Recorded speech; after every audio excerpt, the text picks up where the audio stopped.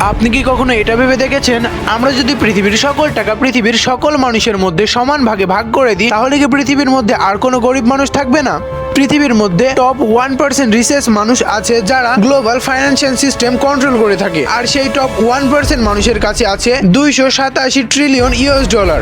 287 trillion US dollar যদি আমরা পৃথিবীর 99% মানুষের মধ্যে ভাগ করে দিই সমানভাবে, তাহলে এক একজন পাবে 3,09,00,000 টাকা করে। এর মধ্যে একটা মজার কথা কি জানেন, পৃথিবীর 90% মানুষের মধ্যে ভাগ করে দেওয়া টাকা আবার সেই 1% মানুষের মধ্যেই ফিরে আসবে। কারণ কি জানেন, কারণ পৃথিবীর 99% মানুষই এটা ভাবে যে আমার কাছে যদি অনেক টাকা থাকতো তাহলে আমি এটা করতাম ওটা করতাম, আজে বাজে জায়গায় খরচ করতো। তারা কখনো টাকা দিয়ে টাকা তৈরি করার চেষ্টাও করতো না, আর এটা তাদের সাবকনশিয়াস মাইন্ডকে বিশ্বাস করিয়ে নিয়েছে।